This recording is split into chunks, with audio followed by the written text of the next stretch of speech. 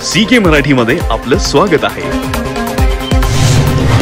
CK Marathi पत्रकार परिषद होत असताना आपण सारेजण उपस्थित होता। एक तासभर पत्रकारांच्या सर्व प्रश्नाला मी अतिशय सौहार्दपूर्ण वातावरणामध्ये उत्तर दिलं। त्याच वेळेला शाळा संघटनेचे काही सहकार्य आले आणि त्यावेळेला त्यांनी निवेदन देत असताना काय झालं ते आपण सर्वांनी मिळून पाहिलं।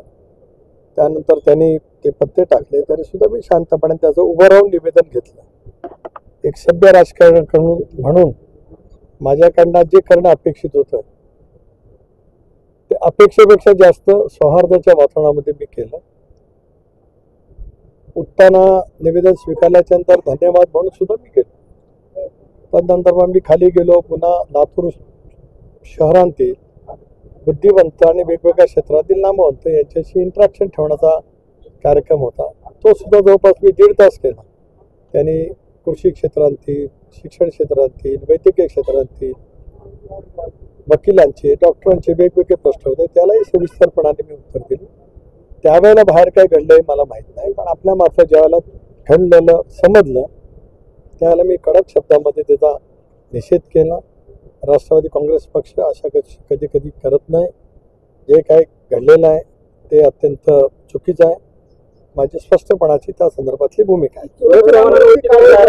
कारण ज्या पद्धतीने पक्षाकडून म्हटलं जातं की बाबा आम्ही असं समर्थन करत नाही, मात्र ते कृतीतून दिसणार आहे काय बघू ना। त्यांना आज राष्ट्रीय अध्यक्षांनी बोलवलेलं आहे, सूरज चव्हाण रात्रीकडे गेलेले आहेत।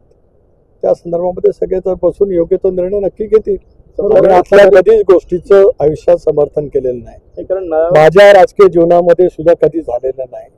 मी काल आपण बघत असाल, आपण शेतकऱ्यांचा किंवा पाऊस ओढ दिल्याच्या मधले इतके प्रश्न विचारले, मी सगळ्या प्रश्नाची सखोल उत्तरं प्रामाणिकपणे दिली। माझ्या कुठल्याही गोष्टीमध्ये काल घाई नव्हती, काय नाही। जे काही लोकशाहीमध्ये चौथा स्तंभ म्हणून किंवा लोकशाहीमध्ये प्रत्येक नागरिकाचा जो मूलभूत अधिकार आहे आणि त्या अधिकारच्यासाठी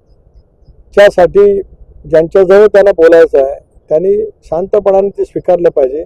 या भूमिकेतून माझं कालचा संबंध लातूरमधला माझा सगळा वेळ त्या संदर्भात होतं। पहिल्यांदा असं म्हणलं की लोकशाही मार्गाने आम्ही आंदोलन करत होतो, कृषी मंत्र्यांनी जे काही केलं त्याची ती लोकशाही मार्गाने आम्ही दिलेली प्रतिक्रिया होती। त्याला अशा मग त्याच्याबद्दल मी कुठे आक्षेप घेतला?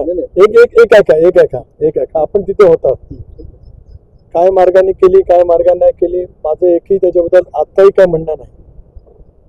निवेदनं देण्याची आणि निवेदनं स्वीकारण्याची सुद्धा पद्धती आहे, पण त्या सगळ्या पद्धतीला बाजूला सारं जरी केलं गेलं तरी मला त्याच्याबद्दल आक्षेप बिलकुल नाही। एवढं सगळं त्या मोठ्या आवाजात बोलत होते, सगळं काय बोलतो मी शांतपणे ऐकलं। पत्ते टाकले तुम्ही होतात की तुमच्याकडे रेकॉर्डिंग असेल, तुम्हाला दाखवायचं असेल दाखवा, नाही दाखवलं तरी माझी हरकत नाही।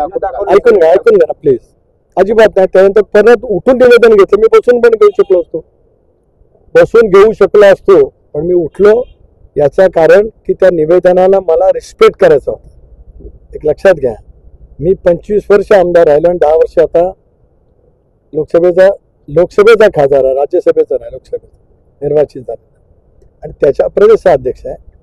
त्याच्यामुळे मी रिस्पेक्ट केला। निवेदन तेवढे पत्ते टाकल्याच्या नंतर सुद्धा मी उभं राहून स्वीकारला आणि धन्यवाद मानले।